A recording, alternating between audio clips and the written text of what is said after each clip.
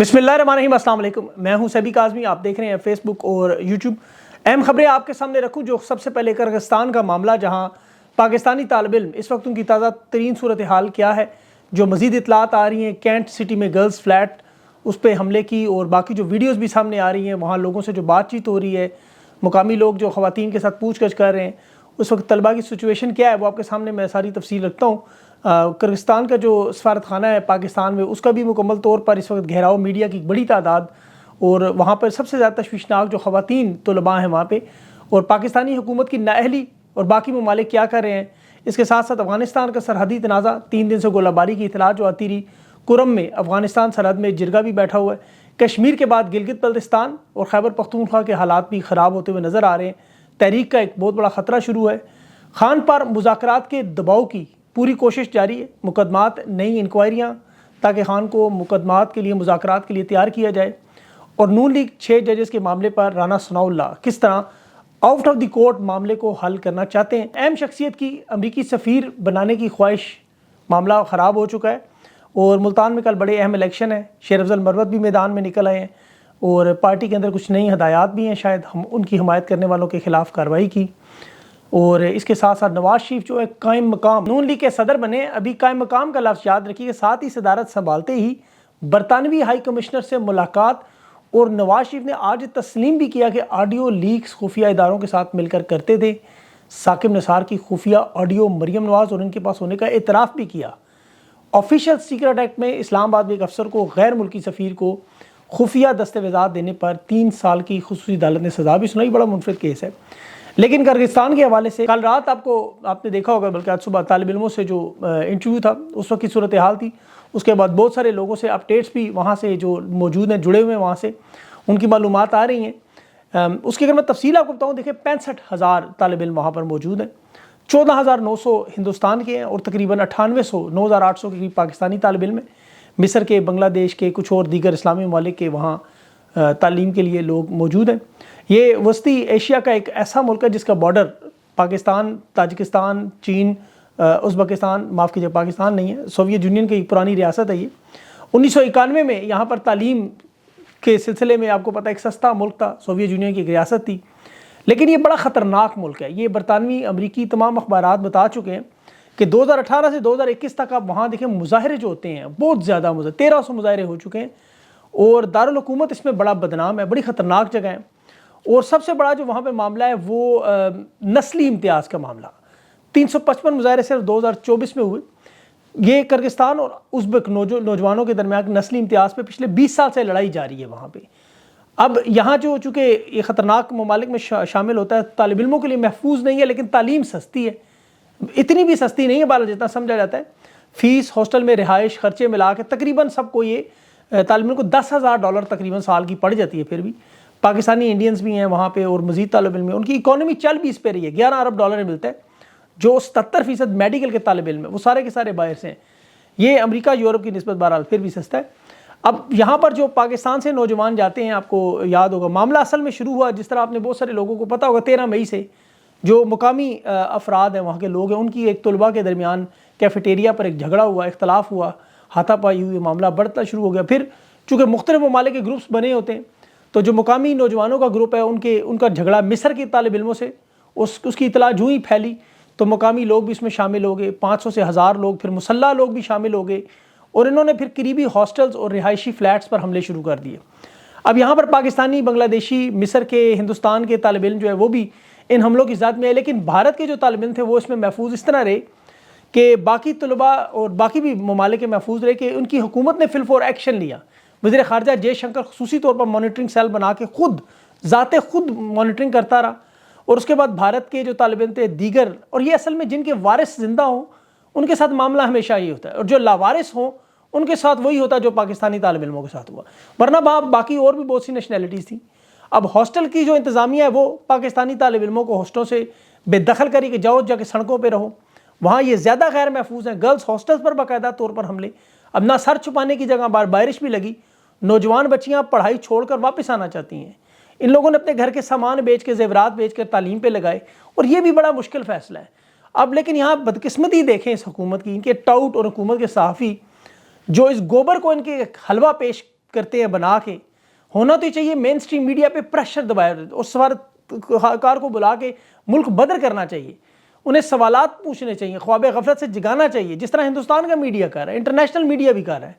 دفتر خارجہ سب اچھا ہے کی رپورٹ دے کے خبر کو دبانے میں لگ جاتے ہیں. اب ان کی توجہ اس اہم معاملے کی طرف لائیں. صبح میں نے کوئی 10-20 کالیں کی, انہوں نے بعد میں غداری کے سرٹیفکیٹ نکال دینے کہ جی ملک کے خلاف پروپیگنڈا ہو رہا ہے, اور پھر اس واقعے کو جوڑ دینا انہوں نے جا کے تحریک انصاف سے, جیسے ماضی میں بہاول نگر میں پولیس کو پھینٹی لگی, بڑے بھائی چھوٹے بھائی کو انہوں نے لگا دیا, تحریک انصاف پہ جوڑ دیا.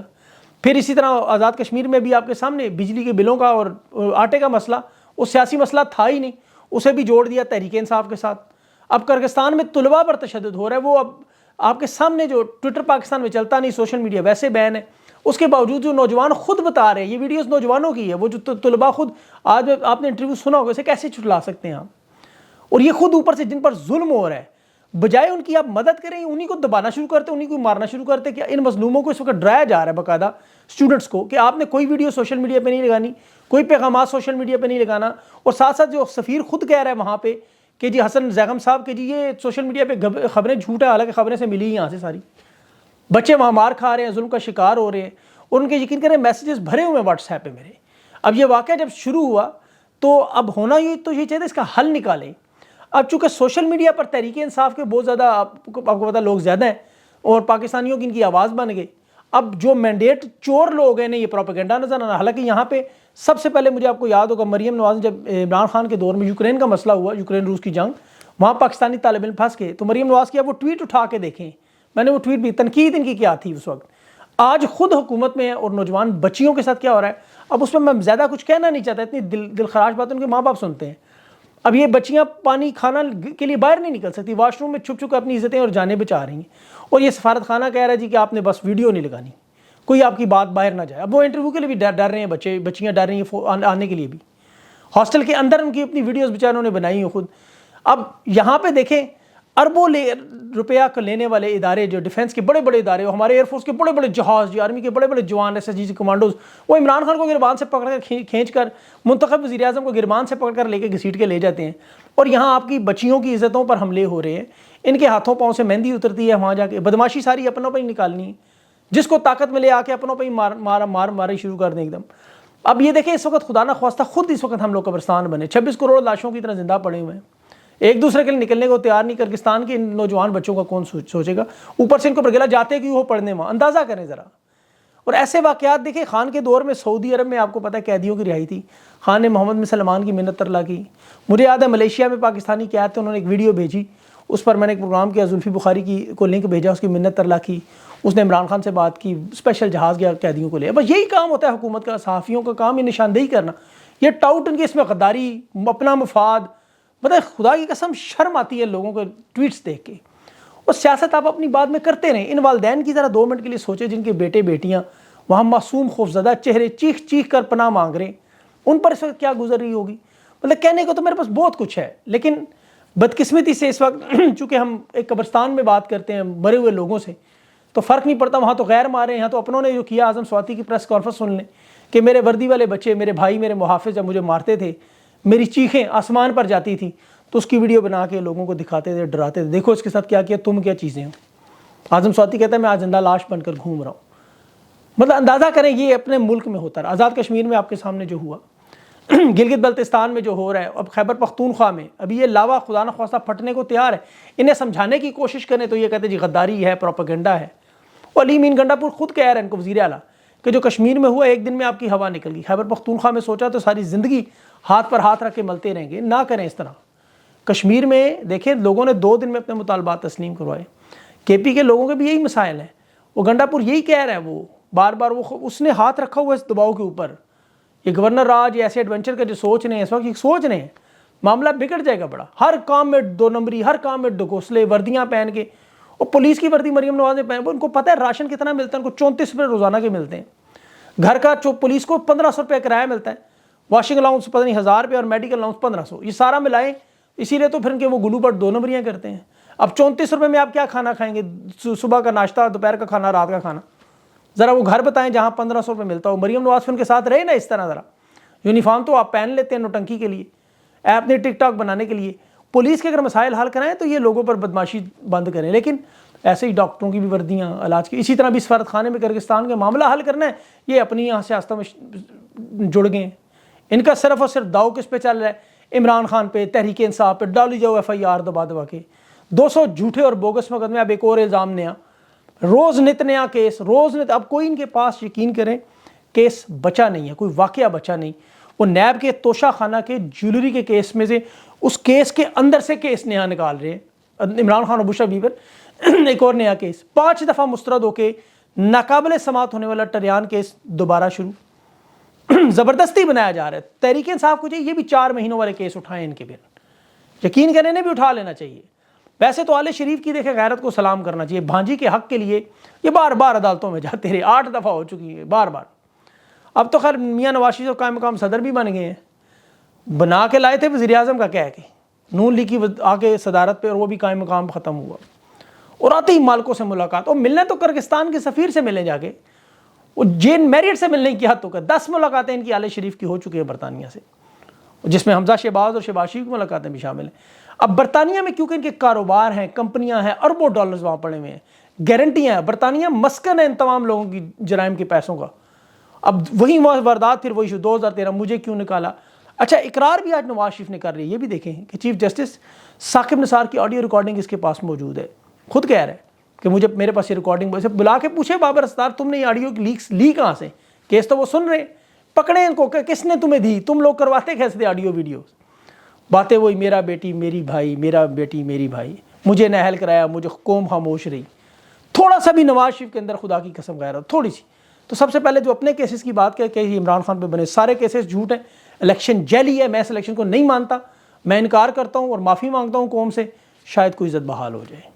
لے وہی رونا ان کا 1999 کا، ہتکڑیاں لگائیں، 24 سال پہلے ہم نے یہ کیا، اور 2 سال میں اس کے سامنے جو پورے ملک کی تباہی اور بربادی ہوئی، جس طرح ان کو لایا گیا، اسے تو یہ کہنا چاہیے مجھے نکالا نہیں، مجھے کیوں لایا، یہ سوال ہونا چاہیے اس کا۔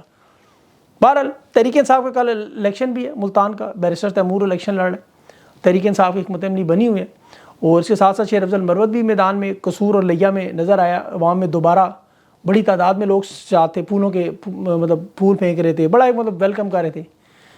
پارٹی کے لوگ قیادت پسند کرے نہ کرے، حقیقت تو یہی ہے، گراؤنڈ پر لوگ اسے پسند کرتے ہیں، مخالفت 5% بھی نہیں ہے، 95% لوگ اسے پسند کرتے ہیں۔ اب پتہ نہیں اسٹیبلشمنٹ کے لانچ کیے ہوئے مورے وہ ہیں یا وہ ہیں جنہوں نے اس کو نکالا ہے، پارٹی ڈسپلن کا مسئلہ اپنی جگہ، لیکن اس کے سائڈ پہ ہونے سے تحریک انصاف کو بہت بڑا نقصان ہے، اس میں کوئی شک نہیں۔ اب جلد سے جلوس سے احتجاج کی سیاست مکمل ختم، یہ گولڈن ٹائم ہے۔ دیکھیں بجلی کا یونٹ 85 روپے پہ جانے لگا ہے، 85 روپے کا یونٹ۔ اب عمران خان کہیں گے جو احتجاج ہوگا، عمران خان نے تو 40 دفعہ کہا ہوا احتجاج کرو بھائی، اس کے علاوہ کیا اپوزیشن کا کام حکومتی یہ معاملات پہ، کرغزستان کے معاملے پر احتجاج کر سکتے تھے، یہ 85 روپے کے یونٹ پہ احتجاج کر سکتے تھے آپ۔ اور ابھی یہ جو جلسے منسوخ ہوئے، کوئی ریلی، کوئی پبلک گیدرنگ، اتنا دیکھیں کشمیر کے حالات سامنے ہیں، خیبر پختونخوا کے حالات سامنے ہیں، یہ افغانستان میں سرحدی تنازع سامنے ہیں، ملک میں مہنگائی بے روزگاری اس وقت عروج پہ ہے۔